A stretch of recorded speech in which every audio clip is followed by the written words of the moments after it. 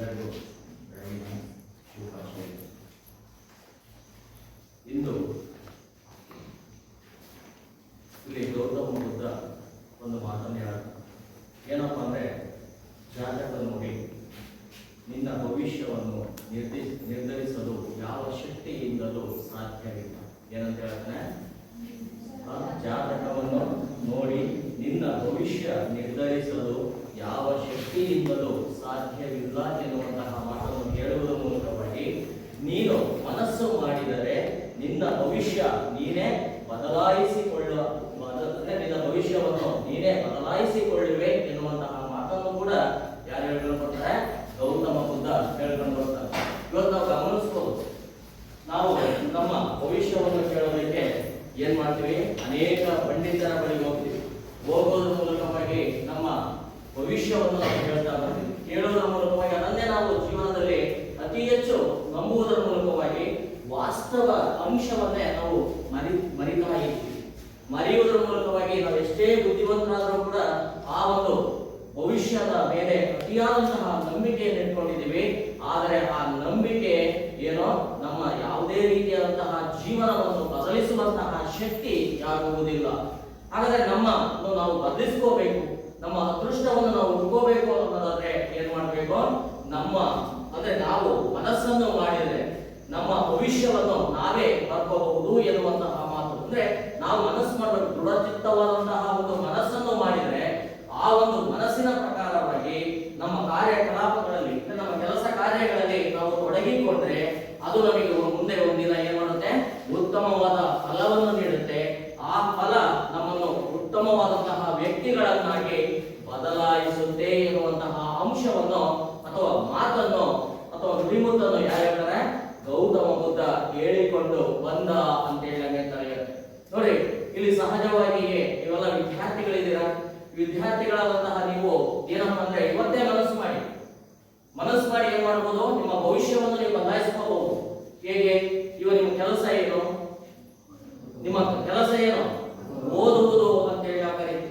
ಅದನ್ನು ಶ್ರಮಪಟ್ಟು ಓದಿ, ಇವತ್ತಿನಿಂದಲೇ ಓದಿದ್ರೆ ಮುಂದೆ ಒಂದಿನ ಉತ್ತಮ ಪ್ರತಿಫಲ ನಿಮಗೆ ಸಿಗುತ್ತೆ. ಆ ಪ್ರತಿಫಲ ಏನ್ ಮಾಡುತ್ತೆ? ಉತ್ತಮ ವ್ಯಕ್ತಿಗಳನ್ನಾಗಿ ನಿಮ್ಮ ಭವಿಷ್ಯವನ್ನು ಬದಲಾಯಿಸುತ್ತೆ ಎನ್ನುವಂತಹ ಅರ್ಥವನ್ನು ನಾವಿಲ್ಲಿ ಗ್ರಹಿಸಬಹುದಾಗಿದೆ ಅಂತ ಹೇಳಿ ನಮಗೆ ಅಂತಹ ಒಂದು ಉತ್ತಮವಾದಂತಹ ಮಾತನ್ನು ಗೌತಮ ಬುದ್ಧ ನಮ್ಮ ಸಮಾಜಕ್ಕೆ ನೀಡಿಕೊಂಡು ಬಂದ ಅಂತ ಹೇಳಿ ನಮಗೆ ತಿಳಿಯುತ್ತೆ. ಹಾಗೆ ಇಲ್ಲಿ ಇಂದಿನ ತರಗತಿಯಲ್ಲಿ ನಾವು ದ್ವಿತೀಯ PUCಯಲ್ಲಿ ಭಾರತದ ಇತಿಹಾಸ ಎನ್ನುವಂತಹ ವಿಷಯವನ್ನು ನಾವು ಅಧ್ಯಯನ ಮಾಡ್ತಾ ಇದ್ದೀವಿ. ಹಾಗಾದ್ರೆ ಭಾರತದ ಇತಿಹಾಸದಲ್ಲಿ ನಾವು ಈಗಾಗಲೇ ಅನೇಕ ವಿಷಯಗಳನ್ನು ಕುರಿತು ಅಧ್ಯಯನ ಮಾಡ್ತಾನೆ ಹೋಗ್ತಾ ಇದ್ದೀವಿ. ಅದರಲ್ಲಿ ಸಹಜವಾಗಿ ನಾವು ಗಮನಿಸ್ತಾ ಬಂದ್ವಿ, ಭಾರತದ ಮೊದಲ ಐತಿಹಾಸಿಕ ಸಾಮ್ರಾಜ್ಯ ಭಾರತದಲ್ಲಿ ಪ್ರಾರಂಭವಾಗುತ್ತೆ. ಆ ಒಂದು ಸಾಮ್ರಾಜ್ಯವೇ ಯಾವುದು? ಯಾವ ಸಾಮ್ರಾಜ್ಯ ಪ್ರಾರಂಭವಾಗುತ್ತೆ ಭಾರತದಲ್ಲಿ? ಮೊಟ್ಟ ಮೊದಲನೇದಾಗಿ ಯಾವ ಸಾಮ್ರಾಜ್ಯ? ಮೌರ್ಯ ಸಾಮ್ರಾಜ್ಯ ಅಂತ ಹೇಳಿ ನಾವು ಕರೀತೀವಿ. ಹಾಗಾದ್ರೆ ಈ ಮೌರ್ಯ ಸಾಮ್ರಾಜ್ಯವನ್ನು ಯಾರು ಸ್ಥಾಪನೆ ಮಾಡ್ತಾರ? ಯಾರು ಸ್ಥಾಪನೆ ಮಾಡಿದ್ರು? ಚಂದ್ರಗುಪ್ತ ಮೌರ್ಯನಿಂದ ಈ ಒಂದು ಸಾಮ್ರಾಜ್ಯ ಭಾರತದಲ್ಲಿ ಪ್ರಾರಂಭವಾಗಿಕೊಂಡು ಬಂತು ಅಂತ ಹೇಳಿ ನಮಗೆ ಅಷ್ಟೇ ಅಲ್ಲದೆ ಅವನ ಉತ್ತರಾಧಿಕಾರಿಯಾಗಿ ಅವನ ಮಗ ಮತ್ತು ಮೊಮ್ಮಕ್ಕಳು ಇಲ್ಲಿ ಅಧಿಕಾರಕ್ಕೆ ಬರ್ತಾರೆ. ಬರುವುದರ ಮೂಲಕವಾಗಿ ಭಾರತದಲ್ಲಿ ಮೊಟ್ಟ ಮೊದಲ ಬಾರಿಗೆ ವಿಸ್ತಾರವಾದಂತಹ ಸಾಮ್ರಾಜ್ಯವನ್ನು ಕಟ್ಟಿ ಬೆಳೆಸುವುದರ ಮೂಲಕವಾಗಿ ಅನೇಕ ಮಹತ್ತರವಾದಂತಹ ಕೊಡುಗೆಗಳನ್ನು ನೀಡಿದಂತಹ ಒಂದು ರಾಜಮನೆತನ ಅಂತೇಳಿ ನಾವು ಕರೀತೀವಿ. ಹಾಗಾದ್ರೆ ಇಂತಹ ಒಂದು ರಾಜಮನೆತನ ಏನಾಗುತ್ತೆ? ಕೊನೆಗೆ ಅಧಿಕಾರಕ್ಕೆ ಬಂದಂತಹ ರಾಜರುಗಳು ಅಸಮರ್ಥರಾಗಿದ್ದರಿಂದ ಮೌರ್ಯರು ಕೂಡ ಭಾರತದಲ್ಲಿ ತಮ್ಮ ರಾಜಕೀಯ ಶಕ್ತಿಯನ್ನು ಕಳೆದುಕೊಳ್ಳಲು ಪ್ರಾರಂಭಿಸುತ್ತಾರೆ. ಈ ಒಂದು ರಾಜಕೀಯ ಶಕ್ತಿ ಯಾವಾಗ ಕುಂಠಿತವಾಗುತ್ತಾ ಹೋಗುತ್ತೋ ಆವಾಗ ಭಾರತದಲ್ಲಿ ಮೌರ್ಯ ಸಾಮ್ರಾಜ್ಯ ಏನಾಗುತ್ತೆ? ಪತನವಾಯಿತು ಅಂತ ಹೇಳಬೇಕಾಗುತ್ತೆ. ಯಾವಾಗ ಮೌರ್ಯ ಸಾಮ್ರಾಜ್ಯ ಇಲ್ಲಿ ಪತನವಾಗುತ್ತೋ ಆವಾಗ ಸಹಜವಾಗಿ ನಾವು ಗಮನಿಸಬೇಕಾಗುತ್ತೆ, ಉತ್ತರ ಭಾರತದಲ್ಲಿ ಯಾವುದೇ ಒಂದು ಪ್ರಬಲ ರಾಜಕೀಯ ಶಕ್ತಿ ಇಲ್ಲದಂತಾಗುತ್ತೆ. ಯಾವಾಗ ಪ್ರಬಲ ರಾಜಕೀಯ ಶಕ್ತಿ ಇಲ್ಲದಂತಾಗುತ್ತೋ ಆವಾಗ ಮೌರ್ಯರ ಪತನಾನಂತರದಲ್ಲಿ ಉತ್ತರ ಭಾರತದಲ್ಲಿ ಅನೇಕ ಸಣ್ಣ ಪುಟ್ಟ ರಾಜ್ಯಗಳು ಉದಯವಾಗುವುದರ ಮೂಲಕವಾಗಿ ಭಾರತ ಮತ್ತೊಮ್ಮೆ ರಾಜಕೀಯವಾಗಿ ಅರಾಜಕತೆಗೆ ಕಾರಣವಾಗಿಕೊಂಡು ಬಂತು ಅಂತೇಳಿ ನಮಗೆ ತಿಳಿಯುತ್ತೆ. ಹೀಗಿರುವಾಗ ಭಾರತ ಅನೇಕ ರಾಜಪ್ರಭುತ್ವಗಳ ಆಳ್ವಿಕೆಯ ಕೈಯಲ್ಲಿ ಸಿಲುಕಿಕೊಂಡರು. ಹಾಗೆ ಇನ್ನು ಕೆಲವು ಏನಾಗಿ ಇಲ್ಲಿ ಏಳಿಗೆಗೆ ಬರ್ತವೆ, ಗಣರಾಜ್ಯಗಳಾಗಿ ಏಳಿಗೆಗೆ ಬರುವುದರ ಮೂಲಕವಾಗಿ ನಾವು ಭಾರತವನ್ನೇ ಸಣ್ಣ ಪುಟ್ಟ ಸಂಸ್ಥಾನಗಳನ್ನಾಗಿ ಅಥವಾ ರಾಜ್ಯಗಳನ್ನಾಗಿ ಅರಿದು ಹಂಚಿಕೊಳ್ಳುವುದರ ಮೂಲಕವಾಗಿ ತಮ್ಮಲ್ಲಿಗೆ ತಮ್ಮ ಆಡಳಿತವನ್ನು ನಡೆಸಿಕೊಳ್ಳುವುದರ ಮೂಲಕವಾಗಿ ಏನ್ ಮಾಡ್ತಾರೆ, ಇಡೀ ಭಾರತದ ರಾಜಕೀಯ ಐಕ್ಯತೆಗೆ ಸಂಪೂರ್ಣವಾಗಿ ಅಡ್ಡಿಯಾಗಿಕೊಂಡು ಬಂದ್ರು ಅಂತ ಹೇಳಬೇಕಾಗಿದೆ. ಅಂತದ್ರಲ್ಲಿ ಪ್ರಮುಖವಾಗಿ ಬರುವಂತಹ ರಾಜಪ್ರಭುತ್ವಗಳು ಯಾವ್ಯಾವ ಬರ್ತವ? ವಾಕಟಕ, ನಾಗ, ಮೌಖರಿಗಳು ಮತ್ತು ಗುಪ್ತರ ಎಂಬ ರಾಜಪ್ರಭುತ್ವಗಳು ಭಾರತದಲ್ಲಿ ಮೌರ್ಯರ ಪತನಾನಂತರದಲ್ಲಿ ಏನ್ ಮಾಡ್ತವೆ, ಪ್ರಬಲವಾಗಿ ಏಳಿಗೆಗೆ ಬಂದುವು ಅಂತ ಹೇಳಬೇಕಾಗಿದೆ. ಅದೇ ನಿಟ್ಟಿನಲ್ಲಿ ಕೆಲವು ಗಣರಾಜ್ಯಗಳು ಕೂಡ ಇಲ್ಲಿ ಏಳಿಗೆಗೆ ಬರ್ತವೆ. ಅಂತಹ ಗಣರಾಜ್ಯಗಳು ಯಾವ್ಯಾವು? ಲಿಚ್ಛವಿ ಮನೆತನಕ್ಕೆ ಸೇರಿದಂತಹ ರಾಜರುಗಳ ಆಳ್ವಿಕೆ ಪ್ರಾರಂಭವಾಗುತ್ತೆ. ಹಾಗೆ ಯೌದೇಯರು ಅಂತ ಹೇಳಿ ಕರಿತೀವಿ. ಇಂತಹ ರಾಜ ಮನೆತನ ಭಾರತದಲ್ಲಿ ತನ್ನ ಆಳ್ವಿಕೆಯನ್ನು ಪ್ರಾರಂಭ ಮಾಡ್ಕೊಂಡು ಬರುತ್ತೆ. ಹಾಗೆ ಮಾಡುವರು ಅಂತ ಹೇಳಿ ನಾವು ಕರಿತೀವಿ. ಈ ಒಂದು ಮಾಡುವರು ಹಾಗೂ ಇನ್ನೂ ಮುಂತಾದಂತಹ ಗಣರಾಜ್ಯಗಳು ಇಲ್ಲಿ ಭಾರತದಲ್ಲಿ ಏಳಿಗೆಗೆ ಬರುವುದರ ಮೂಲಕವಾಗಿ ಭಾರತ ಏನಾಗುತ್ತೆ, ಮತ್ತೊಮ್ಮೆ ರಾಜಕೀಯ ಅರಾಜಕತೆಗೆ ಒಳಗಾಯಿತು ಅಂತ ಹೇಳಿ. ಹೀಗಿರುವಾಗ ಈ ಒಂದು ಗಣರಾಜ್ಯಗಳು ಮತ್ತು ರಾಜಪ್ರಭುತ್ವಗಳು ತಮ್ಮಲ್ಲಿ ಏನ್ ಮಾಡ್ತವೆ, ಆಂತರಿಕ ಕಲಹಗಳಲ್ಲಿ ತೊಡಗಿಕೊಳ್ತವೆ. ಎಲ್ಲಿಯವರೆಗೂ ತೊಡಗಿಕೊಳ್ತವೆ ಅಂದ್ರೆ ಸಾಶ 300ರವರೆಗೆ ಅಂತೇಳಿ ನಾವು ಕರೀತೀವಿ. ಅಂದ್ರೆ ಸಾಶ 300ರವರೆಗೆ ಅಂದ್ರೆ ಇಲ್ಲಿ 300ರಲ್ಲಿ ಏನಾಗುತ್ತೆ, ಒಂದು ರಾಜಪ್ರಭುತ್ವ ಭಾರತದಲ್ಲಿ ಪ್ರಬಲವಾಗಿ ತನ್ನ ಏಳಿಗೆಯನ್ನು ಸಾಧಿಸಿಕೊಂಡು ಬರುವುದರ ಮೂಲಕವಾಗಿ ಒಂದು ಪ್ರಬಲ ರಾಜಕೀಯ ಶಕ್ತಿಯಾಗಿ ಭಾರತದಲ್ಲಿ ಹೊರಹೊಮ್ಮಿತು ಅಂತ ಹೇಳಬೇಕಾಗಿದೆ. ಅಂತಹ ಪ್ರಮುಖವಾದಂತಹ ರಾಜಮನೆತನವೇ ಯಾವುದೋ ಗುಪ್ತ ರಾಜಮನೆತನ ಅಂತ ಹೇಳಿ ನಾವು ಕರಿತೀವಿ. ಈ ಗುಪ್ತ ರಾಜಮನೆತನ ಪ್ರಬಲ ಶಕ್ತಿಯಾಗಿ ಏಳಿಗೆಗೆ ಬರುವವರೆಗೂ ಕೂಡ ಏನಾಗಿರುತ್ತೆ, ಭಾರತದಲ್ಲಿ ಇರುವಂತಹ ಅನೇಕ ಸಣ್ಣ ಪುಟ್ಟ ಈ ಗಣರಾಜ್ಯಗಳಿರ್ಬೋದು ಮತ್ತು ಈ ಒಂದು ರಾಜಪ್ರಭುತ್ವಗಳು ತಮ್ಮಲ್ಲಿಗೆ ಆಂತರಿಕ ಕಚ್ಚಾಟದಲ್ಲಿ ತೊಡಗಿಕೊಂಡಿದ್ದವು ಅಂತ ಹೇಳಬೇಕಾಗಿದೆ. ಯಾವಾಗ ಗುಪ್ತರು ಇಲ್ಲಿ ಅಧಿಕಾರಕ್ಕೆ ಬರ್ತಾರೋ ಆವಾಗ ಏನ್ ಮಾಡ್ತಾರೆ, ಒಂದೊಂದೇ ರಾಜಮನೆತನಗಳನ್ನು ಹಾಗೂ ಗಣರಾಜ್ಯಗಳನ್ನು ಸೋಲಿಸುವುದರ ಮೂಲಕವಾಗಿ ಭಾರತದಲ್ಲಿ ಮತ್ತೊಮ್ಮೆ ಏನ್ ಮಾಡ್ತಾರೆ, ಎರಡನೇ ಬಾರಿಗೆ ಭಾರತವನ್ನು ಮತ್ತೆ ಒಟ್ಟುಗೂಡಿಸುವುದರ ಮೂಲಕವಾಗಿ ವಿಸ್ತಾರವಾದಂತಹ ಸಾಮ್ರಾಜ್ಯವನ್ನು ಕಟ್ಟಿ ಬೆಳೆಸುವುದರ ಮೂಲಕವಾಗಿ ಏನ್ ಮಾಡ್ತಾರೆ, ಇಲ್ಲಿ ಎರಡನೇ ಬಾರಿಗೆ ಭಾರತದಲ್ಲಿ ರಾಜಕೀಯ ಐಕ್ಯತೆ ಅಂತ ಹೇಳಿ ನಾವು ಕರೀತೀವಿ. ಏನನ್ನು ಸ್ಥಾಪಿಸಿಕೊಂಡು ಬರ್ತಾರೆ, ಭಾರತದಲ್ಲಿ ಎರಡನೇ ಬಾರಿಗೆ ರಾಜಕೀಯ ಐಕ್ಯತೆಯನ್ನು ಸಾಧಿಸಿದಂತಹ ಒಂದು ಹೆಗ್ಗಳಿಕೆ ಯಾವ ಮನೆತನಕ್ಕೆ ಸೇರುತ್ತೆ, ಗುಪ್ತ ಮನೆತನಕ್ಕೆ ಸೇರಿತು ಅಂತ ಹೇಳಬೇಕಾಗಿದೆ. ಅಷ್ಟೇ ಅಲ್ಲದೆ ಇಡೀ ವಿಸ್ತಾರವಾದಂತಹ ಭಾರತವನ್ನು ಆಳ್ವಿಕೆ ಮಾಡುವುದರ ಮೂಲಕವಾಗಿ ಈ ಒಂದು ಇವರ ಆಳ್ವಿಕೆಯ ಕಾಲದಲ್ಲಿ ಅನೇಕ ಕ್ಷೇತ್ರಗಳ ಅಭಿವೃದ್ಧಿಗೆ ಹೆಚ್ಚಿನ ಒತ್ತನ್ನು ನೀಡಿಕೊಂಡು ಬರುವುದರ ಮೂಲಕವಾಗಿ ಕಲೆ ಇರಬಹುದು, ವಾಸ್ತುಶಿಲ್ಪ ಇರಬಹುದು, ಸಾಹಿತ್ಯ, ಧರ್ಮ, ವಿಜ್ಞಾನ ಇನ್ನಿತರ ಕ್ಷೇತ್ರಗಳಲ್ಲಿ ತ್ವರಿತ ಪ್ರಗತಿಯನ್ನು ಕಂಡಂತಹ ಒಂದು ಆಳ್ವಿಕೆ ಈ ಗುಪ್ತರದ್ದು ಅಂತ ಹೇಳಬೇಕಾಗಿದೆ. ಆ ಕಾರಣಗಳಿಂದಾಗಿ ಈ ರಾಜಮನೆತನದ ಆಳ್ವಿಕೆಯ ಕಾಲವನ್ನು ಭಾರತದ ಇತಿಹಾಸದಲ್ಲಿ ನಾವೇನಂತ ಕರೀತೀವಿ, ಸುವರ್ಣ ಯುಗ ಎಂತೇಳಿ ಗುರುತಿಸಲ್ಪಟ್ಟಿದ್ದೇವೆ ಅಂತ ಹೇಳಬೇಕಾಗಿದೆ. ಅಂದ್ರೆ ಸರ್ವಾಂಗೀಣವಾದಂತಹ ಅಭಿವೃದ್ಧಿ, ಎಲ್ಲಾ ಕ್ಷೇತ್ರಗಳಲ್ಲೂ ಕೂಡ ಅಭಿವೃದ್ಧಿಯನ್ನು ಕಂಡಂತಹ ಒಂದು ಕಾಲವಾಗಿದೆ. ಆ ನಿಟ್ಟಿನಲ್ಲಿ ಇವರ ಆಳ್ವಿಕೆಯ ಕಾಲವನ್ನು ನಾವೇನಂತ ಕರೀತೀವಿ, ಭಾರತದಲ್ಲಿಯೇ ಸುವರ್ಣ ಯುಗ ಅಥವಾ ಗೋಲ್ಡನ್ ಏಜ್ ಅಂತೇಳಿ ನಾವು ಭಾರತದ ಇತಿಹಾಸದಲ್ಲಿ ಗುರುತಿಸಲ್ಪಟ್ಟಂತಹ ಒಂದು ಪ್ರಮುಖ ರಾಜ ಮನೆತನ ಅಂತೇಳಿ ನಾವು ಕರೀತೀವಿ. ಹಾಗಾದ್ರೆ ಈ ರೀತಿಯಾದಂತಹ ಹಿನ್ನೆಲೆಯನ್ನು ಒಳಗೊಂಡಂತಹ ಈ ಮನೆತನ ಯಾರು ಸ್ಥಾಪಿಸಲ್ಪಡ್ತಾರೆ? ಹಾಗಾದ್ರೆ ಯಾರಿಂದ ಈ ಮನೆತನ ಸ್ಥಾಪನೆ ಆಗುತ್ತೆ? ಇಲ್ಲಿ ಈ ಒಂದು ಮನೆತನವನ್ನು ಸ್ಥಾಪಿಸಿದಂತಹ ಪ್ರಮುಖ ವ್ಯಕ್ತಿ ಯಾರಪ್ಪ ಅಂದ್ರೆ ಶ್ರೀಗುಪ್ತ ಎನ್ನುವಂತಹ ವ್ಯಕ್ತಿ ಏನ್ ಮಾಡ್ತಾನೆ, ಈ ಒಂದು ಮನೆತನವನ್ನು ಪ್ರಾರಂಭಿಸಿಕೊಂಡು ಬಂದ ಅಂತ ಹೇಳಿ ತಿಳಿಯುತ್ತೆ. ಹಾಗೆ ಇವರ ರಾಜಧಾನಿ ಯಾವ್ದಾಗಿರುತ್ತೆ, ಪಾಟಲಿಪುತ್ರವೇ ಇವರ ರಾಜಧಾನಿ ಅಂತ ಹೇಳಿ ನಾವು ಕರೀತೀವಿ. ಹಾಗಾದ್ರೆ ಈ ರೀತಿಯಾಗಿ ಪಾಟಲಿಪುತ್ರವನ್ನು ತಮ್ಮ ರಾಜಧಾನಿಯನ್ನಾಗಿ ನೇಮಿಸಿಕೊಳ್ಳುವ ಮೂಲಕವಾಗಿ ಅಲ್ಲಿಂದ ರಾಜಕೀಯ ಅಧಿಕಾರವನ್ನು ಪ್ರಾರಂಭಿಸಿದಂತಹ ಈ ಒಂದು ಮನೆತನದ ಬಗ್ಗೆ ತಿಳಿಯಲು ನಮಗೆ ಅನೇಕ ಮೂಲಾಧಾರಗಳು ಲಭ್ಯವಾಗಿವೆ ಅಂತ ಹೇಳಿ ತಿಳಿಯುತ್ತೆ. ಹಾಗಾದ್ರೆ ಯಾವ ಯಾವ ಮೂಲಾಧಾರಗಳನ್ನು ಆಧಾರವಾಗಿಟ್ಟುಕೊಂಡು ಗುಪ್ತರು ಭಾರತದಲ್ಲಿ ಉತ್ತಮವಾದಂತಹ ಆಡಳಿತವನ್ನು ನೀಡಿಕೊಂಡು ಬಂದರು ಎಂಬುದನ್ನು ನಾವು ಇಲ್ಲಿ ಅಧ್ಯಯನ ಮಾಡಲಾಗುತ್ತೆ. ಹಾಗಾದ್ರೆ ಲಭ್ಯವಿರುವಂತಹ ಮೂಲಾಧಾರಗಳು ಯಾವ್ಯಾವು?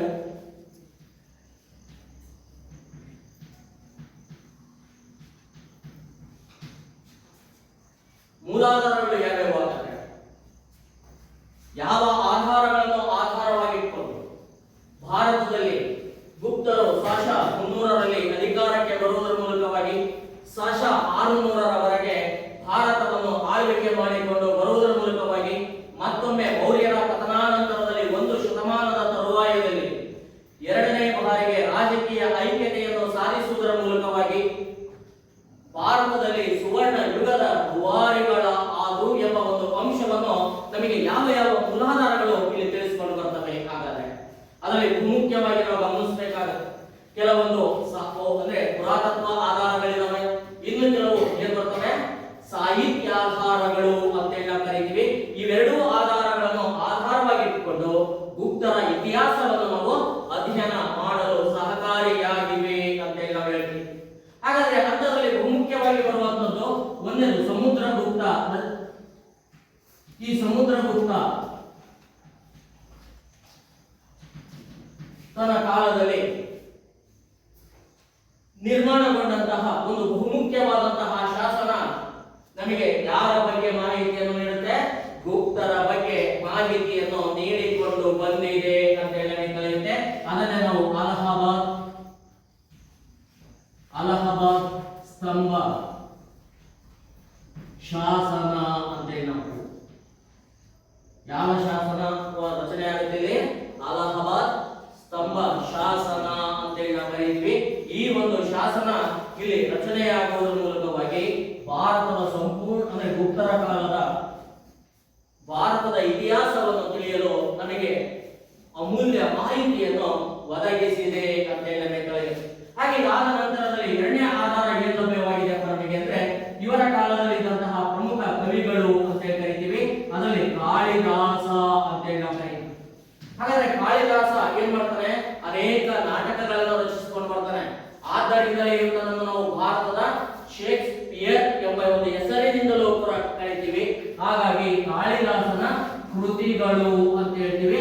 ಈ ಕಾಳಿದಾಸನ ಕೃತಿಗಳು ಕೂಡ ನಮಗೆ ಯಾರ ಇತಿಹಾಸವನ್ನು ವಿವರಿಸಿಕೊಂಡು ಬಂದಿದ್ದಾವೆ, ಗುಪ್ತರ ಕಾಲದ ಇತಿಹಾಸವನ್ನು ನೀಡಿದೆ ಅಂತ ಹೇಳಿ. ಹಾಗೆ 3ನೇದಾಗಿ ವಿಶಾಖದತ್ತ ಅಂತ ಹೇಳಿ ನಾವು ಕರೀತೀವಿ.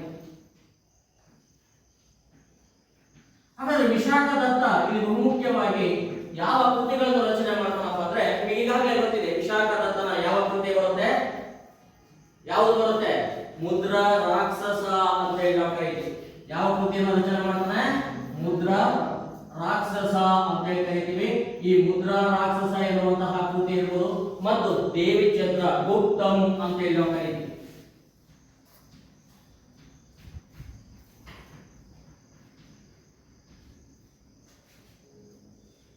ಯಾವ ಕೃತಿಯನ್ನು ರಚನೆ ಮಾಡಿದಾಗಂದ್ರೆ ಇವನು ಇಲ್ಲಿ ದೇವಿಚಂದ್ರ ಗುಪ್ತಂ ಎನ್ನುವಂತಹ ಕೃತಿಯಲ್ಲಿ ಕೂಡ ಗುಪ್ತರ ಆಳ್ವಿಕೆಯ ಬಗ್ಗೆ ಮಾಹಿತಿಯನ್ನು ನೀಡುತ್ತೆ.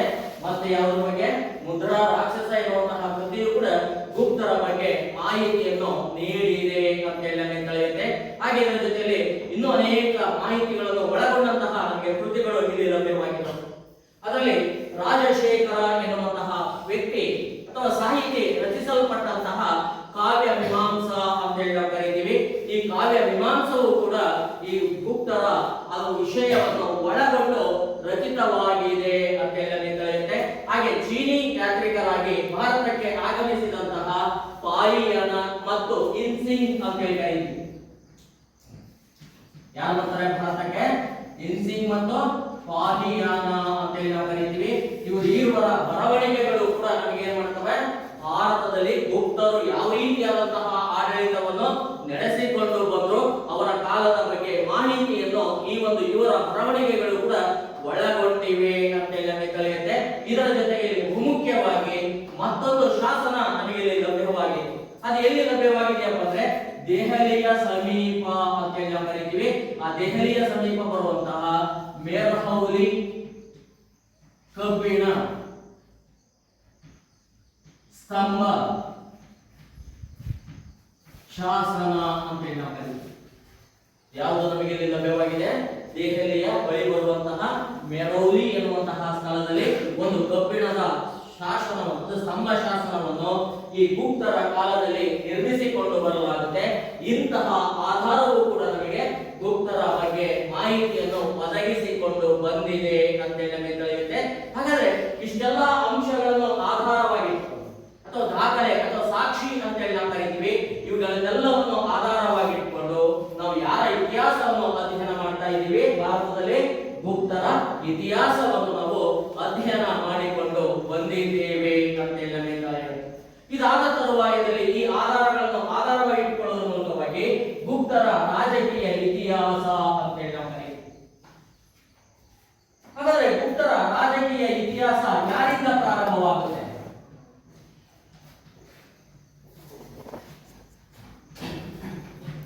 ಯಾವ ವ್ಯಕ್ತಿ ಈ ಒಂದು ಮನೆತನವನ್ನು ಪ್ರಾರಂಭಿಸಿಕೊಂಡು ಬರ್ತಾನೆ? ಹಾಗಾದ್ರೆ ಯಾರು ಈ ಮನೆತನದ ಸ್ಥಾಪಕ? ಯಾರು? ಯಾರಿಂದ? ಯಾರು ದೂರವಿದೆ? ಗುಪ್ತ ಎನ್ನುವಂತಹ ವ್ಯಕ್ತಿ ಏನ್ ಮಾಡ್ತಾನೆ? ಈ ಒಂದು ಗುಪ್ತ ರಾಜ ಮನೆತನವನ್ನು ಪ್ರಾರಂಭಿಸಿಕೊಂಡು ಬಂದ ಅಂತ ಹೇಳಿ. ಹಾಗಾದ್ರೆ ಶ್ರೀಗುಪ್ತನ ತರುವಾಯದಲ್ಲಿ ಇವನ ಮಗ ಉತ್ತರಾಧಿಕಾರಿಯಾಗಿ ಗುಪ್ತರ ರಾಜನಾಗಿ ಅಧಿಕಾರವನ್ನು ವಹಿಸಿಕೊಳ್ತಾನೆ. ಆತನನ್ನೇ ಘಟೋತ್ಕಚ ಗುಪ್ತ ಅಂತ ಹೇಳಿ ನಾವು ಕರೀತೀವಿ. ಹಾಗೆ ಇವನ ನಂತರದಲ್ಲಿ ಘಟೋತ್ಕಚ ಗುಪ್ತ ತರುವಾಯದಲ್ಲಿ ಅಂದ್ರೆ ಸಾಶ 320ರಲ್ಲಿ ಇಲ್ಲಿ ಮುಖ್ಯವಾಗಿ ನಾವು ಗಮನಿಸಬೇಕಾಗುತ್ತೆ. ಯಾರು ಇಲ್ಲಿ ಅಧಿಕಾರವನ್ನು ವಹಿಸಿಕೊಳ್ತಾರಪ್ಪ ಅಂದ್ರೆ 1ನೇ ಚಂದ್ರಗುಪ್ತ ಅಂತ ಹೇಳಿ ನಾವು ಕರೀತೀವಿ. ಸಾಶ 320ರಲ್ಲಿ ಯಾರು ಗುಪ್ತರ ರಾಜನಾಗಿ ಅಧಿಕಾರವನ್ನು ವಹಿಸಿಕೊಳ್ತಾರೆ? 1ನೇ ಚಂದ್ರಗುಪ್ತ ಇಲ್ಲಿ ಅಧಿಕಾರವನ್ನು ವಹಿಸಿಕೊಂಡ ಅಂತ ಹೇಳಿ. ಇವನು ಯಾವಾಗ ಗುಪ್ತರ ರಾಜನಾಗಿ ಅಧಿಕಾರವನ್ನು ವಹಿಸಿಕೊಳ್ತಾನೋ ಅಥವಾ ಗುಪ್ತರ ಸಿಂಹಾಸನವನ್ನು ಏರ್ತಾನೋ ಆವಾಗಿನಿಂದಲೇ ಇವನು ಏನಿಲ್ಲಪ್ಪ ಅಂದ್ರೆ ಇಲ್ಲಿ ಶಕ ಪುರುಷ ಅಂದ್ರೆ ಗುಪ್ತ ಶಕೆಯ ಆರಂಭದ ಪುರುಷನನ್ನಾಗಿ ನಾವು ಭಾರತದ ಇತಿಹಾಸದಲ್ಲಿ ಗುರುತಿಸಿಕೊಂಡು ಬಂದಿದ್ದೇವೆ ಅಂತ ಹೇಳಬೇಕಾಗಿದೆ. ಆದ್ದರಿಂದಲೇ ಇವನು ಗುಪ್ತ ಶಕೆಯ ಪ್ರಧಾನ ರಾಜನಾಗಿಯೂ ಕೂಡ ಇಲ್ಲಿ ಈತನನ್ನು ಗುರುತಿಸಬಹುದಾಗಿದೆ ಅಂತ ಹೇಳಬೇಕಾಗಿದೆ. ಇಂತಹ ವ್ಯಕ್ತಿ ಸಾಶ 320ರಿಂದ ಸಾಶ 335ರವರೆಗೆ ಗುಪ್ತರ ರಾಜನಾಗಿ ಅಧಿಕಾರವನ್ನು ನಡೆಸಿಕೊಂಡು ಬಂದ ಅಂತ ಹೇಳಬೇಕಾಗಿದೆ. ಅಷ್ಟೇ ಅಲ್ಲದೆ ಇವನೇ ಗುಪ್ತರ ಮೊದಲ ದೊರೆ ಎಂಬ ಒಂದು ಅಂಶವನ್ನು ಕೂಡ ನಾವಿಲ್ಲಿ ಗಮನಿಸಬೇಕು. ಯಾರು ಗುಪ್ತರ ಮೊದಲ ದೊರೆ? 1ನೇ ಚಂದ್ರಗುಪ್ತನೇ ಗುಪ್ತರ ಮೊದಲ ದೊರೆ ಎಂಬ ಒಂದು ಮಾಹಿತಿಯನ್ನು ಇಲ್ಲಿ ನೀಡಿಕೊಂಡು ಬರಲಾಗಿದೆ ಅಂತ ನಮಗೆ ತಿಳಿಯುತ್ತೆ. ಯಾಕಂದ್ರೆ ಶ್ರೀಗುಪ್ತ ಮತ್ತು ಅವನ ಮಗನಾದಂತಹ ಘಟೋತ್ಕಚ ಗುಪ್ತನ ಬಗ್ಗೆ ನಮಗೆ ಸ್ಪಷ್ಟವಾದಂತಹ ಮಾಹಿತಿಗಳು ಎಲ್ಲಿಯೂ ಕೂಡ ಲಭ್ಯವಾಗುವುದಿಲ್ಲ. ಹಾಗಾಗಿಯೇ ಈ ಒಂದು ಇವನೇ ಗುಪ್ತ ಸಂತತಿಯ ಮೊದಲ ಪ್ರಮುಖ ದೊರೆ ಎಂಬ ಒಂದು ಅಂಶವನ್ನು ನಾವಿಲ್ಲಿ ಒಪ್ಪಿಕೋಬೇಕಾಗುತ್ತೆ ಅಂತ ನಮಗೆ ತಿಳಿಯುತ್ತೆ. ಹಾಗಾದ್ರೆ ಇವನು ಏನ್ ಮಾಡ್ತಾನೆ? ಅಧಿಕಾರಕ್ಕೆ ಸಾಶ 320ರಲ್ಲಿ ಬರುವುದರ ಮೂಲಕವಾಗಿ ಗುಪ್ತರ ಸಿಂಹಾಸನವನ್ನು ಏರುವುದರ ಮೂಲಕವಾಗಿ ಗುಪ್ತ ಶಕೆಯ ಪ್ರಾರಂಭಕನಾಗುವುದರ ಮೂಲಕವಾಗಿ ಪಾಟಲಿಪುತ್ರ ಅಂತ ಹೇಳಿ ಈ ಪಾಟಲಿಪುತ್ರವನ್ನು ಏನ್ ಮಾಡ್ತಾನೆ? ತನ್ನ ರಾಜಧಾನಿಯನ್ನಾಗಿ ನೇಮಿಸಿಕೊಳ್ಳುವುದರ ಮೂಲಕವಾಗಿ ಭಾರತದಲ್ಲಿ ಅಧಿಕಾರಕ್ಕೆ ಬಂದ ಅಂತ ಹೇಳಬೇಕಾಗಿದೆ. ಈ ರೀತಿಯಾಗಿ ಅಧಿಕಾರಕ್ಕೆ ಬಂದಂತಹ ಇವನು ಏನ್ ಮಾಡ್ತಾನಪ್ಪ ಅಂದ್ರೆ ತನ್ನ ಸ್ಥಾನಮಾನವನ್ನು ಭದ್ರಪಡಿಸಿಕೋಬೇಕಾಗಿದೆ. ಏನೋ ಗುಪ್ತರ ರಾಜ ಮನೆತನದ ಸ್ಥಾನ ಅಧಿಕಾರವನ್ನು ಭಾರತದಲ್ಲಿ ಭದ್ರಪಡಿಸಿಕೋಬೇಕಾಗಿರುತ್ತೆ. ಆ ಕಾರಣದಿಂದಾಗಿ ಇಲ್ಲಿ ಪ್ರಮುಖವಾಗಿ ಬರುವಂತಹ ಗಣರಾಜ್ಯವಾದಂತಹ ಲಿಚ್ಚವಿ ಮನೆತನ ಅಂತ ಹೇಳಿ ನಾವು ಕರೀತೀವಿ. ಯಾವ ಮನೆತನ? ಲಿಚ್ಚವಿ ಮನೆತನದ ರಾಜಕುಮಾರಿಯಾದಂತಹ ಕುಮಾರ ದೇವಿಯನ್ನು ವಿವಾಹವಾಗುವುದರ ಮೂಲಕವಾಗಿ ಇವನು ಏನ್ ಮಾಡ್ತಾನೆ? ಭಾರತದಲ್ಲಿ ತನ್ನ ಸ್ಥಾನ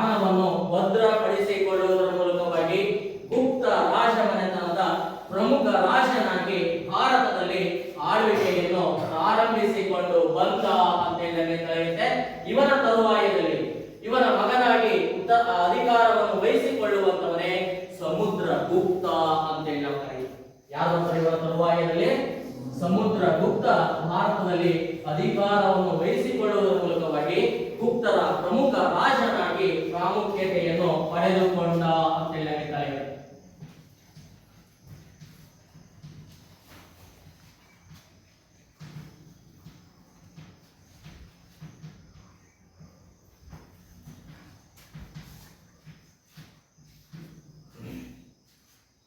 ಸಮುದ್ರಗುಪ್ತ ಈಗಾಗಲೇ ಗೊತ್ತಾಗಿದೆ. ಇವನು ಯಾರ ಮಗ? ಒಂದನೇ ಚಂದ್ರಗುಪ್ತ ಮತ್ತು ಕುಮಾರದೇವಿಯ ಮಗನಾಗಿ ಒಂದನೇ ಚಂದ್ರಗುಪ್ತನ ತರುವಾಯದಲ್ಲಿ ಅವನ ಉತ್ತರಾಧಿಕಾರಿಯಾಗಿ ಸಶ 335ರಲ್ಲಿ ಏನಾಗ್ತಾನೆ? ಗುಪ್ತರ ರಾಜನಾಗಿ ಅಧಿಕಾರವನ್ನು ವಹಿಸಿಕೊಳ್ಳುವುದರ ಮೂಲಕವಾಗಿ 375ರವರೆಗೆ ಅಂದ್ರೆ ಸುಮಾರು 40 ವರ್ಷಗಳ ಕಾಲ ಭಾರತವನ್ನು ಆಳಿದಂತಹ ರಾಜ ಯಾರೋ? ಸಮುದ್ರಗುಪ್ತ ಅಂತ ಹೇಳಿ ನಾವು ಕರಿತೀವಿ. ಹಾಗಾದ್ರೆ ಇಷ್ಟು ಸುದೀರ್ಘವಾಗಿ ಭಾರತವನ್ನು ಆಳ್ವಿಕೆ ಮಾಡುವುದರ ಮೂಲಕವಾಗಿ ಸಮುದ್ರಗುಪ್ತ ಗುಪ್ತರಲ್ಲಿಯೇ ಶ್ರೇಷ್ಠ ರಾಜ ಎಂಬ ಒಂದು ಹೆಗ್ಗಳಿಕೆಗೆ ಪಾತ್ರನಾದ ಅಂತ ಹೇಳಿ ಅಂದ್ರೆ ಈ ಮನೆತನದಲ್ಲಿಯೇ ಅತ್ಯಂತ ಶ್ರೇಷ್ಠ ರಾಜನೇ ಯಾರೋ? ಸಮುದ್ರಗುಪ್ತ ಅಂತ ಹೇಳಿ ನಾವು ಕರೀತೀವಿ. ಹಾಗೆ ಇವನು ಅಧಿಕಾರಕ್ಕೆ ಬರುವುದಕ್ಕಿಂತಲೂ ಪೂರ್ವದಲ್ಲಿ ಮಹತ್ವಾಕಾಂಕ್ಷಿ ಅರಸನಾಗಿದ್ದ ವ್ಯಕ್ತಿಯಾಗಿದ್ದ ಅಂತ ಹೇಳಿ. ಹಾಗಾದ್ರೆ ಎಂತಹ ಮಹತ್ವಾಕಾಂಕ್ಷಿ ಅರಸನಾಗಿದ್ದ ಅಥವಾ ವ್ಯಕ್ತಿಯಾಗಿದ್ದ ಸಮುದ್ರಗುಪ್ತ? ಇವನ ಮಹತ್ವಾಕಾಂಕ್ಷೆ ಏನಪ್ಪಾ ಅಂದ್ರೆ ಇಲ್ಲಿ ಸಹಜವಾಗಿ ನಾವು ಗಮನಿಸಬೇಕಾಗುತ್ತೆ. ಇವನು ಅಧಿಕಾರಕ್ಕೆ ಬರುವುದರ ಮೂಲಕವಾಗಿ ಇವನು ಚಕ್ರವರ್ತಿಯಾಗಬೇಕು. ಯಾವ ಮಹತ್ವಾಕಾಂಕ್ಷೆಯನ್ನು ಇಟ್ಕೊಂಡು ಬಂದಿದ್ದಾನೆ? ಅಧಿಕಾರಕ್ಕೆ ಗುಪ್ತರಲ್ಲಿಯೇ ಶ್ರೇಷ್ಠ ರಾಜನಾಗುವುದರ ಮೂಲಕವಾಗಿ ಚಕ್ರವರ್ತಿಯಾಗಬೇಕು ಎಂಬ ಅಪೇಕ್ಷೆಯನ್ನು ಇಟ್ಟುಕೊಳ್ಳುವುದರ ಮೂಲಕವಾಗಿ ಗುಪ್ತರ ರಾಜನಾಗಿ ಅಧಿಕಾರವನ್ನು ವಹಿಸಿಕೊಂಡ ಅಂತ ಹೇಳಿ. ಯಾವಾಗ ಇವನು ಚಕ್ರವರ್ತಿ ಆಗಬೇಕು ಎನ್ನುವಂತಹ ಮಹತ್ವಾಕಾಂಕ್ಷೆಯನ್ನು ಇಟ್ಕೊಳ್ತಾನೋ ಆವಾಗಲೇ ಇವು ಸಮುದ್ರಗುಪ್ತ ಏನ್ ಮಾಡ್ತಾನೆ? ಅನೇಕ ದಿಗ್ವಿಜಯಗಳಲ್ಲಿ ತನ್ನನ್ನು ತಾನು ತೊಡಗಿಸಿಕೊಂಡ ಅಂತ ಹೇಳಿ. ಹಾಗಾದ್ರೆ ಯಾವ ರೀತಿಯಾದಂತಹ ದಿಗ್ವಿಜಯಗಳನ್ನು ಇವನು ತನ್ನ ಆಡಳಿತದ ಅವಧಿಯಲ್ಲಿ ಕೈಗೊಳ್ಳುವುದರ ಮೂಲಕವಾಗಿ ತನ್ನ ಮಹತ್ವಾಕಾಂಕ್ಷೆಯಾದಂತಹ ಚಕ್ರವರ್ತಿ ಎನ್ನುವಂತಹ ಆಸೆಯನ್ನು ಈಡೇರಿಸಿಕೊಂಡ? ಹಾಗಾದ್ರೆ ಸಮುದ್ರಗುಪ್ತ ಇಲ್ಲಿ 40 ವರ್ಷಗಳ ಕಾಲ ಇವನು ಭಾರತವನ್ನು ಆಳ್ವಿಕೆ ಮಾಡ್ಕೊಂಡು ಬರ್ತಾನೆ. ಆಳ್ವಿಕೆ ಮಾಡುವುದರ ಮೂಲಕವಾಗಿ ಏನಾಗ್ತಾನೆ? ಗುಪ್ತರ ಶ್ರೇಷ್ಠ ರಾಜ ಅಂತ ಹೇಳಿ ಕರೆಸಿಕೊಳ್ಳುವುದಕ್ಕೋಸ್ಕರವಾಗಿ ಅವನು ಏನ್ ಮಾಡ್ತಾನೆ? ಅನೇಕ ದಿಗ್ವಿಜಯಗಳನ್ನು ಪ್ರಾರಂಭಿಸಿಕೊಂಡು ಬಂದ ಅಂತ ಹೇಳಿ. ಆಗ ಆ ಕಾರಣದಿಂದಾಗಿಯೇ ಸಮುದ್ರಗುಪ್ತನು ತನ್ನ ಸೈನಿಕ ದಿಗ್ವಿಜಯಗಳಿಗೆ ಹೆಸರುವಾಸಿಯಾದಂತಹ ಭಾರತದ ರಾಜ ಅಂತ ಹೇಳಿ ನಾವು ಕರೀತೀವಿ. ಯಾವುದಕ್ಕೆ ಹೆಸರುವಾಸಿಯಾಗಿದ್ದಾನೆ? ಯಾವುದಕ್ಕೆ ಹೆಸರುವಾಸಿಯಾದ? ಸೈನಿಕ ದಿಗ್ವಿಜಯಗಳು ಅಂದ್ರೆ ಯುದ್ಧಗಳನ್ನು ಮೇಲಿಂದ ಮೇಲೆ ಮಾಡುವುದರ ಮೂಲಕವಾಗಿ ಭಾರತದಲ್ಲಿ ವಿಶಾಲವಾದಂತಹ ಸಾಮ್ರಾಜ್ಯವನ್ನು ಸ್ಥಾಪಿಸುವಲ್ಲಿ ಬಹುಮುಖ್ಯವಾದಂತಹ ಪಾತ್ರವನ್ನು ವಹಿಸುವುದರ ಮೂಲಕವಾಗಿ ಅವನ ಮಹತ್ವಾಕಾಂಕ್ಷೆಯಾದಂತಹ ಯಾವುದು? ಚಕ್ರವರ್ತಿ ಎನ್ನುವಂತಹ ಆಸೆಯನ್ನು ಈಡೇರಿಸಿಕೊಂಡ ಭಾರತದಲ್ಲಿ ಅಂತ ಹೇಳಿ. ಆದ್ದರಿಂದಲೇ ಇವನು ಏನ್ ಮಾಡ್ತಾನಪ್ಪ ಅಂದ್ರೆ ವಿಸ್ತಾರವಾದಂತಹ ಸಾಮ್ರಾಜ್ಯವನ್ನು ಸ್ಥಾಪಿಸುವುದಕ್ಕೋಸ್ಕರವಾಗಿ ಭಾರತದಲ್ಲಿ ಅನೇಕ ಯುದ್ಧಗಳನ್ನು ನಡೆಸಿಕೊಂಡು ಬರುವುದರ ಮೂಲಕವಾಗಿ ಈತನು ಭಾರತದ ನೆಪೋಲಿಯನ್ ಎಂದು ಕರೆಸಿಕೊಂಡ ಅಂತ ಹೇಳಿ. ಏನಂತ ಕರೆಸಿಕೊಳ್ತಾನೆ? ಭಾರತದ ನೆಪೋಲಿಯನ್ ಅಂತ ಹೇಳಿ ಕರೆಸಿಕೊಳ್ತಾನೆ. ಈ ಒಂದು ಬಿರುದನ್ನು ಪಡೆದುಕೊಳ್ಳುವುದರ ಮೂಲಕವಾಗಿ ಅಂದ್ರೆ ಅನೇಕ ಯುದ್ಧಗಳಲ್ಲಿ ವಿಜಯವನ್ನು ಕೂಡ ಸಾಧಿಸಿದ ಸಮುದ್ರಗುಪ್ತ ಅಂತ ಹೇಳಿ. ಅಷ್ಟೇ ಅಲ್ಲದೆ ತನ್ನ ದಿಗ್ವಿಜಯಗಳನ್ನು ಸಾಧಿಸುವುದಕ್ಕೋಸ್ಕರವಾಗಿ ವಿಸ್ತಾರವಾದಂತಹ ಸಾಮ್ರಾಜ್ಯವನ್ನು ಸ್ಥಾಪಿಸುವುದಕ್ಕೋಸ್ಕರವಾಗಿ ಇವನು ತನ್ನ ನೀತಿಗಳನ್ನು ಬದಲಾಯಿಸಿಕೊಳ್ತಾನೆ. ಏನ್ ನೀತಿಗಳನ್ನು ಇಟ್ಕೊಳ್ತಾನಪ್ಪ ಅಂದ್ರೆ ವಿಸ್ತರಣಾ ನೀತಿ ಅಂತ ಹೇಳಿ ನಾವು ಕರೀತೀವಿ. ಯಾವ ನೀತಿಯನ್ನು ಅಳವಡಿಸಿಕೊಳ್ತಾರೆ? ತನ್ನ ವಿದೇಶಾಂಗ ನೀತಿಯಲ್ಲಿ ವಿಸ್ತರಣಾ ನೀತಿ ಅಂತ ಹೇಳಿ ನಾವು ಕರೀತೀವಿ. ಮತ್ತು ಇದರ ಜೊತೆಯಲ್ಲಿ ಆಕ್ರಮಣಕಾರಿ ಯಾವ ಎರಡು ನೀತಿಗಳನ್ನು ತನ್ನ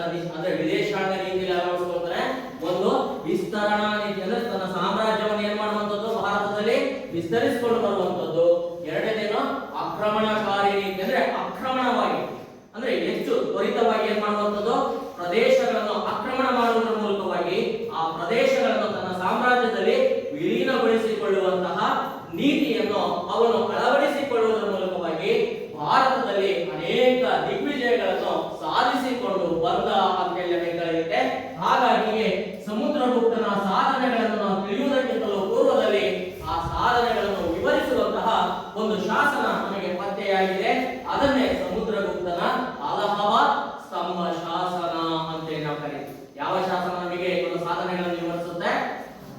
ಅಲಹಾಬಾದ್ ಸ್ತಂಭ ಶಾಸನ. ಹಾಗಾದ್ರೆ ಅಲಹಾಬಾದ್ ಸ್ತಂಭ ಶಾಸನ ಸಮುದ್ರಗುಪ್ತನ ಬಗ್ಗೆ ಅಪಾರವಾದಂತಹ ಮಾಹಿತಿಗಳನ್ನು ಒಳಗೊಂಡಿದೆ. ಅದರಲ್ಲಿ ಏನಪ್ಪಾ ಅಂದ್ರೆ ಸಮುದ್ರಗುಪ್ತನ ದಿಗ್ವಿಜಯಗಳು ಅಂತ ಹೇಳಿ ನಾವು ಕರೀತೀವಿ. ಯಾವುದರ ಬಗ್ಗೆ ಮಾಹಿತಿಯನ್ನು ಒಳಗೊಂಡಿದೆ? ಅವನ ದಿಗ್ವಿಜಯಗಳ ಬಗ್ಗೆ ಮತ್ತು ಅವನ ಗುಣಗಳು ಅಂತ ಹೇಳಿ ನಮಗೆ ತಿಳಿಯುತ್ತೆ. ಅವನ ಯಾವುದರ ಬಗ್ಗೆ ಮಾಹಿತಿಯನ್ನು ಒಳಗೊಂಡಿದೆ?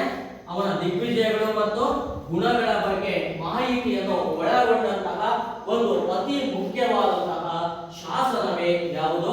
ಅಲಹಾಬಾದ್ ಸ್ತಂಭ ಶಾಸನ ಅಂತ ಹೇಳಿ ನಾವು ಕರೀತೀವಿ. ಹಾಗಾದ್ರೆ ಈ ಒಂದು ಶಾಸನವನ್ನು ಯಾರು ರಚಿಸಿಕೊಂಡು ಬರ್ತಾರ? ಈ ಒಂದು ಶಾಸನವನ್ನು ರಚನೆ ಮಾಡಿದಂತವರು ಯಾರಪ್ಪ ಅಂದ್ರೆ ಅವನ ಆಸ್ಥಾನದ ಕವಿಯಾದಂತಹ ಮತ್ತು ಅವನ ದಂಡನಾಯಕನಾದಂತಹ ಯಾರು? ಹರಿಶೇಣ ಎನ್ನುವಂತಹ ವ್ಯಕ್ತಿ. ಯಾರು ರಚನೆ ಮಾಡ್ತಾರೆ ಆ ಒಂದು ಸ್ತಂಭ ಅಲಹಾಬಾದ್ ಸ್ತಂಭ ಶಾಸನವನ್ನು? ಅವನ ಆಸ್ಥಾನದ ಕವಿಯಾಗಿ ಪ್ರಾಮುಖ್ಯತೆಯನ್ನು ಪಡೆದಂತವನು ಮತ್ತು ಅವನ ದಂಡನಾಯಕನಾದಂತಹ ಹರಿಶೇಣ ಎನ್ನುವಂತಹ ವ್ಯಕ್ತಿ ಏನ್ ಮಾಡ್ತಾನೆ? ಈ ಒಂದು ಸ್ತಂಭವನ್ನು ಅಂದ್ರೆ ಈ ಒಂದು ಶಾಸನವನ್ನು ರಚಿಸಿಕೊಂಡು ಬರುವುದರ ಮೂಲಕವಾಗಿ ಸಮುದ್ರಗುಪ್ತನ ಬಗ್ಗೆ ನಂಬಲರ್ಹವಾದಂತಹ ಮಾಹಿತಿಯನ್ನು ಆ ಒಂದು ಶಾಸನ ಒಳಗೊಂಡಿದೆ ಅಂತ ಹೇಳಿ. ಹಾಗಾದ್ರೆ ಈ ಒಂದು ಶಾಸನದ ಪ್ರಕಾರವಾಗಿ ಸಮುದ್ರಗುಪ್ತ ಯಾವ ರೀತಿಯಾದಂತಹ ದಿಗ್ವಿಜಯಗಳನ್ನು ತನ್ನ 40 ವರ್ಷದ ಆಡಳಿತದ ಅವಧಿಯಲ್ಲಿ ಭಾರತದಲ್ಲಿ ಕೈಗೊಂಡ? ಹಾಗಾದ್ರೆ ಯಾವ ದಿಗ್ವಿಜಯಗಳನ್ನು ಕೈಗೊಂಡ ಹೋಗ್ತಾನೆ? ತನ್ನ ಆಸೆಯಾದಂತಹ ಚಕ್ರವರ್ತಿ ಆಗಬೇಕು, ಕರೆಸ್ಕೋಬೇಕು ಎನ್ನುವಂತಹ ಆ ಒಂದು ಮಹತ್ವಾಕಾಂಕ್ಷೆಯನ್ನು ಈಡೇರಿಸಿಕೊಳ್ಳುವುದಕ್ಕೋಸ್ಕರವಾಗಿ ಸಮುದ್ರಗುಪ್ತ ಏನ್ ಮಾಡ್ತಾನೆ? 40 ವರ್ಷಗಳ ಆಳ್ವಿಕೆಯ ಕಾಲದಲ್ಲಿ 4 ರೀತಿಯಾದಂತಹ ದಿಗ್ವಿಜಯಗಳಲ್ಲಿ ಭಾಗಿಯಾದ ಅಂತ ಹೇಳಬೇಕಾಗುತ್ತೆ. ಹಾಗಾಗಿ ಅವನ ದಿಗ್ವಿಜಯಗಳನ್ನು 4 ಭಾಗಗಳನ್ನಾಗಿ ವಿಭಾಗಿಸಿಕೊಂಡು ಬರಲಾಗಿದೆ ಅಂತ ಹೇಳಬೇಕಾಗುತ್ತೆ. ಹಾಗಾದ್ರೆ 4 ವಿಭಾಗಗಳು ಯಾವ್ಯಾವು? ಒಂದೇನು ಉತ್ತರ ಭಾರತದ ದಂಡಯಾತ್ರೆ.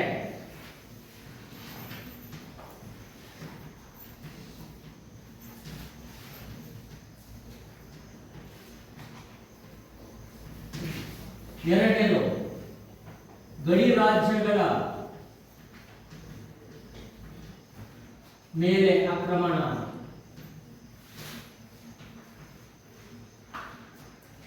ಮೂರನೇದು ದಕ್ಷಿಣ ಭಾರತದ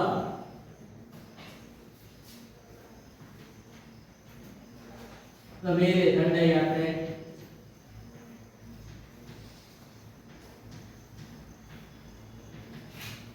ನಾಲ್ಕನೇದು ಅರಣ್ಯ ರಾಜ್ಯಗಳ ಮೇಲೆ ಆಕ್ರಮಣ.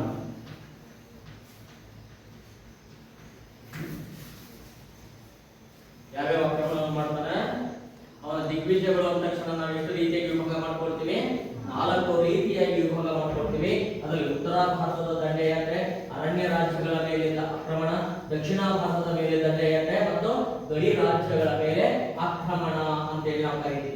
ಹಾಗಾದ್ರೆ ಇಲ್ಲಿ ಬಹುಮುಖ್ಯವಾಗಿ ಸಮುದ್ರಗುಪ್ತ ಎಷ್ಟರಲ್ಲಿ ಅಧಿಕಾರಕ್ಕೆ ಬರ್ತಾನ? ಗುಪ್ತರ ರಾಜನಾಗಿ ಎಷ್ಟರಲ್ಲಿ ಅಧಿಕಾರಕ್ಕೆ ಬಂದ? ಸಾಶ 335ರಲ್ಲಿ ಅಧಿಕಾರಕ್ಕೆ ಬರ್ತಾನ.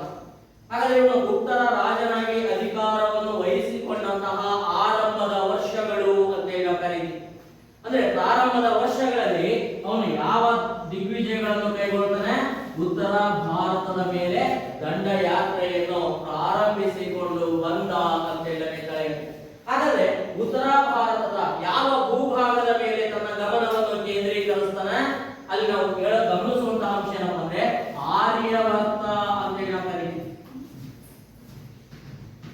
ಭಾರತದ ಯಾವ ಭಾಗ?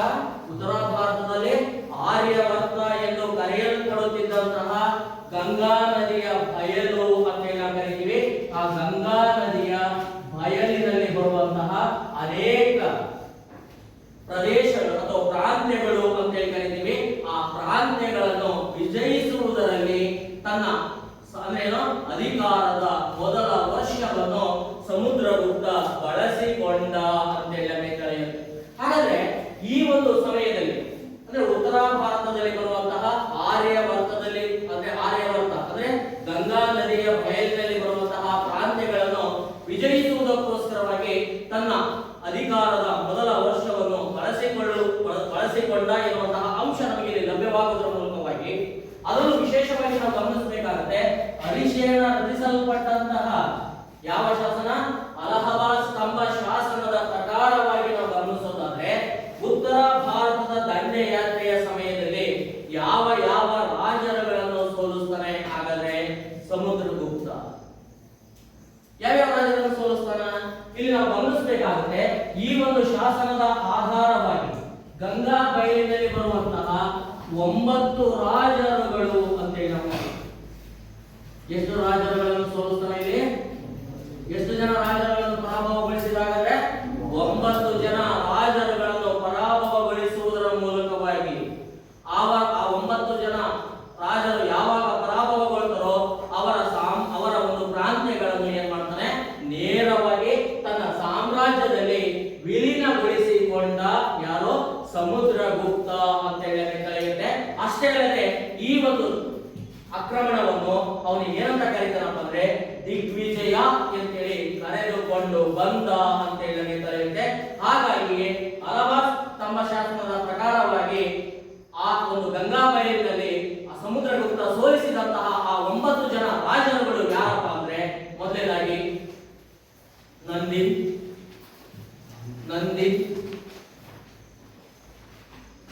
ನಂದಿನ್, ಬಾಲವರ್ಮ,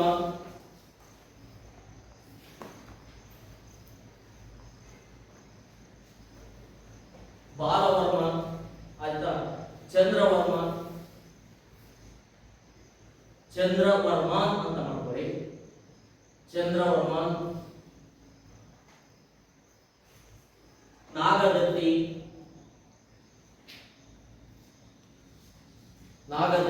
ನಾಗದೇವ,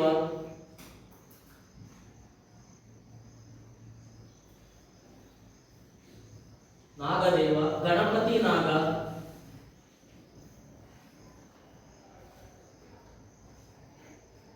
ಅಚ್ಯುತ,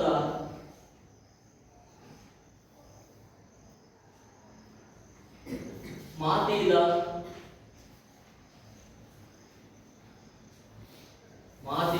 ಮತ್ತು ರುದ್ರದೇವ.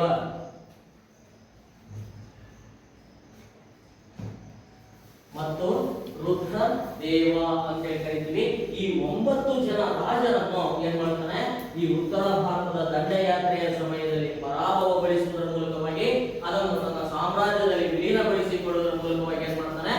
ಈ ಒಂದು ದಾಳಿಯನ್ನು ದಿಗ್ವಿಜಯ ಅಂತೇಳಿ ಸಮುದ್ರಗುಪ್ತ ಕರೆದುಕೊಂಡು ಬರುವುದರ ಮೂಲಕವಾಗಿ ಯಶಸ್ವಿಯಾಗಿ ಯಾವ ದಂಡಯಾತ್ರೆಯನ್ನು ಪೂರ್ಣಗೊಳಿಸ್ತಾನೆ? ಉತ್ತರ ಭಾರತದ ದಂಡಯಾತ್ರೆಯನ್ನು ಪೂರ್ಣಗೊಳಿಸಿದ ಅಂತ ಹೇಳ್ತಾರೆ. ಹಾಗಾದ್ರೆ ಇದಾದ ತರುವಾಯದಲ್ಲಿ ಅವನು ಮತ್ತೊಂದು ಆಕ್ರಮಣವನ್ನು ಪ್ರಾರಂಭಿಸಿಕೊಂಡು ಬರ್ತಾನೆ. ಆ ಒಂದು ಆಕ್ರಮಣವೇ ಯಾವುದು? ಅರಣ್ಯ ರಾಜ್ಯಗಳ ಮೇಲಿನ ಆಕ್ರಮಣ ಅಂತ ನಾವು ಕರೀತೀವಿ. ಹಾಗಾದ್ರೆ ಅರಣ್ಯ ರಾಜ್ಯಗಳು ಅಂದ್ರೆ ಯಾವ ಭಾಗದಲ್ಲಿ ಬರುವಂತಹ ರಾಜ್ಯಗಳು? ಹಾಗಾದ್ರೆ ಎಲ್ಲಿ ಬರ್ತವೆ ಅವು? ಇಲ್ಲಿ ಅರಣ್ಯ ರಾಜ್ಯಗಳು ಅಂದ ತಕ್ಷಣನೇ ಮಧ್ಯ ಭಾರತ ಅಂತ ನಾವು ಕರೀತೀವಿ. ಎಲ್ಲಿ ಬರ್ತವೆ ಅವು? ಮಧ್ಯ ಭಾರತದ ಭೂಭಾಗದಲ್ಲಿ ಬರುವಂತಹ ಪರ್ವತಗಳು ಅಂತ ಕರೀತೀವಿ. ಅಷ್ಟೇ ಅಲ್ಲದೆ ಉತ್ತರ ಭಾರತ ಮತ್ತು ದಕ್ಷಿಣ ಭಾರತವನ್ನು ವಿಭಾಗಿಸಲ್ಪಡುವಂತಹ ಪರ್ವತ ಶ್ರೇಣಿ ಅಂತ ನಾವು ಕರೀತೀವಿ. ಹಾಗಾದ್ರೆ ಯಾವ ಪರ್ವತ ಶ್ರೇಣಿ ಉತ್ತರ ಮತ್ತು ದಕ್ಷಿಣ ಭಾರತವನ್ನು ವಿಭಾಗಿಸಿಕೊಂಡು ಬಂದಿದವ? ಯಾವ ಪರ್ವತಗಳು? ಯಾವ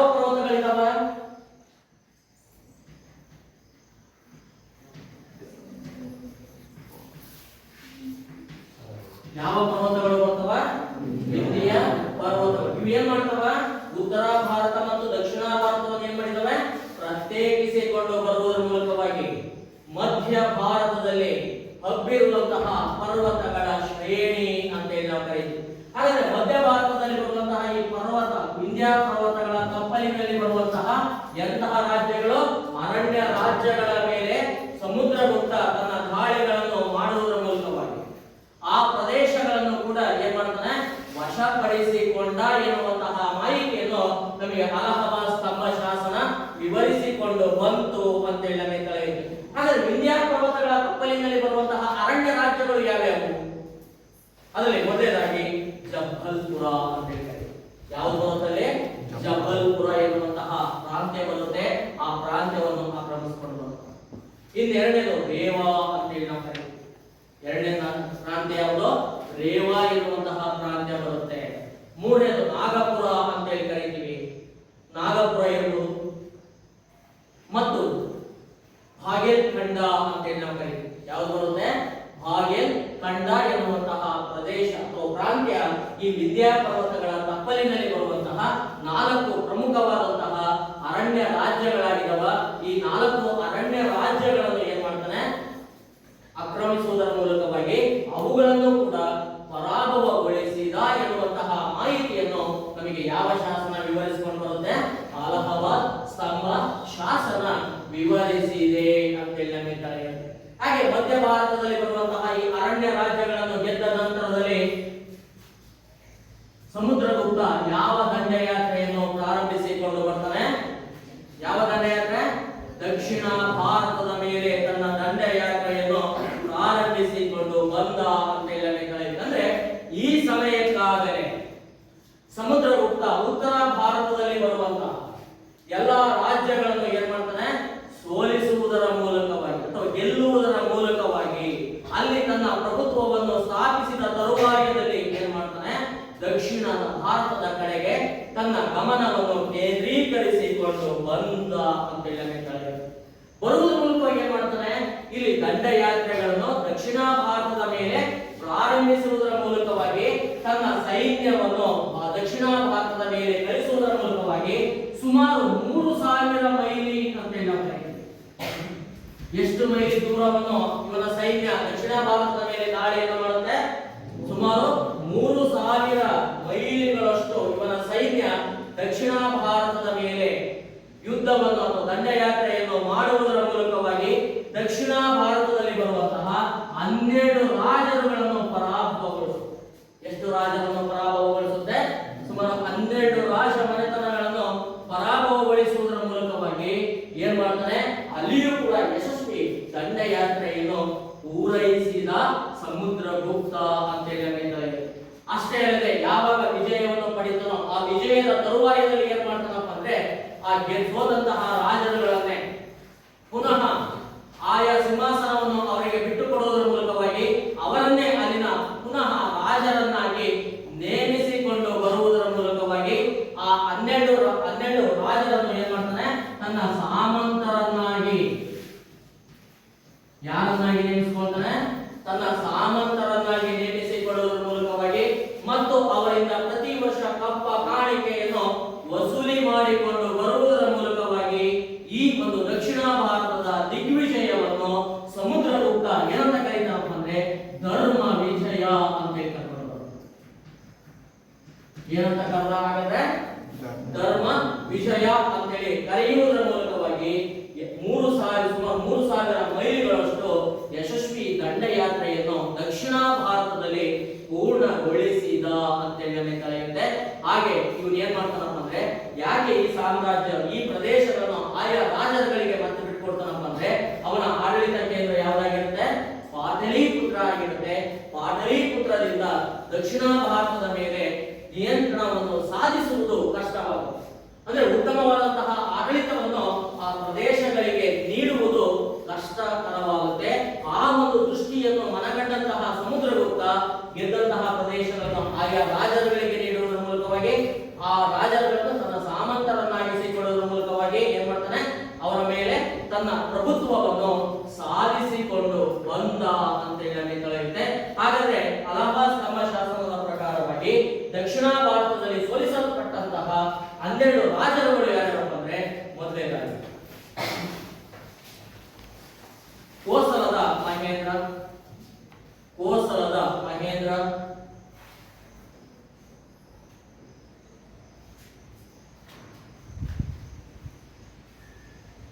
ಕೌರಾಲದ ಮಂಡರಾಜ, ಕೋಸಲದ ಮಹೇಂದ್ರ, ಕೌರಾಲದ ಮಂಡರಾಜ, ಮಹಾಕಾಂತಾರದ ಮಹಾಕಾಂತಾರದ ಮಹಾಕಾಂತಾರದ ವ್ಯಾಘ್ರರಾಜ, ವ್ಯಾಘ್ರರಾಜ, ಪಿಷ್ಟಪುರದ ಮಹೇಂದ್ರ,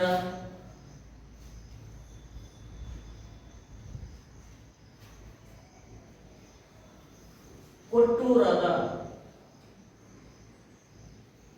ಕೊಟ್ಟೂರದ ಸ್ವಾಮಿದತ್ತ, ಕೊಟ್ಟೂರದ ಸ್ವಾಮಿದತ್ತ, ಎರಡನಪಲ್ಲಿಯ ಎರಡನಪಲ್ಲಿಯ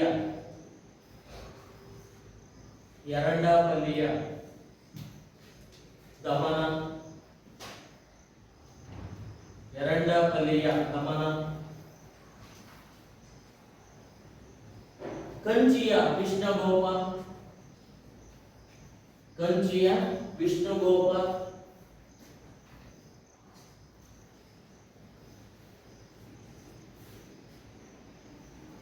ವೇಂಗಿಯ ವೇಂಗಿಯ ಅಸ್ಥಿವರ್ಮನ್,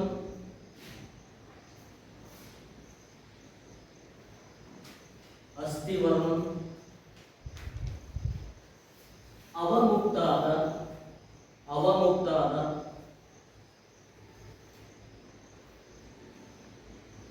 ನೀಲರಾಜ, ಅವಮುಕ್ತಾದ ನೀಲರಾಜ,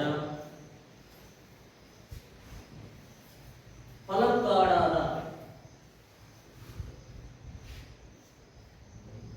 ಫಲಕ್ಕಾಡಾದ ಉಗ್ರ ರಾಜ, ಉಗ್ರಸೇನ ಅಂತ ನೋಡಿ ರಾಜದ, ಫಲಕ್ಕಾಡಾದ ಉಗ್ರಸೇನ, ದೇವರಾಷ್ಟ್ರದ ಕುಬೇರ, ದೇವರಾಷ್ಟ್ರದ ಕುಬೇರ,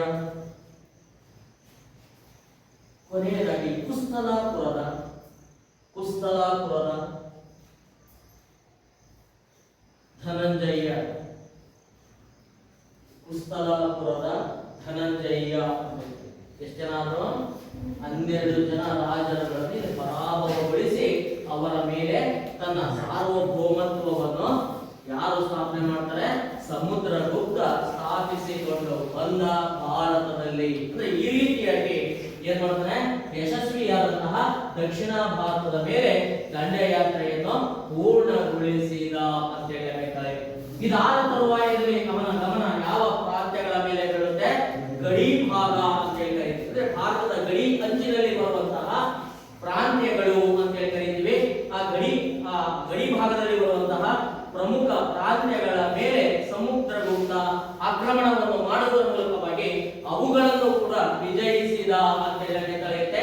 ಅದರಲ್ಲಿ ಪ್ರಮುಖವಾಗಿ ಅಸ್ಸಾಮಿನ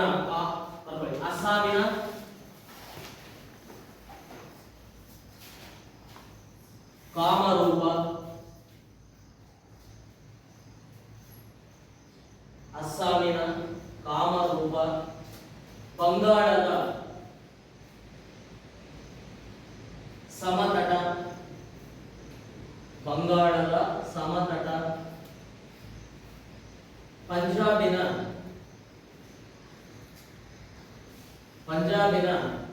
ಕತ್ರಿ ಪೂರ್ವ, ಪಂಜಾಬಿನ ಕತ್ರಿ ಪೂರ್ವ, ಪಂಜಾಬಿನ ಕತ್ರಿಪುರ ಮತ್ತು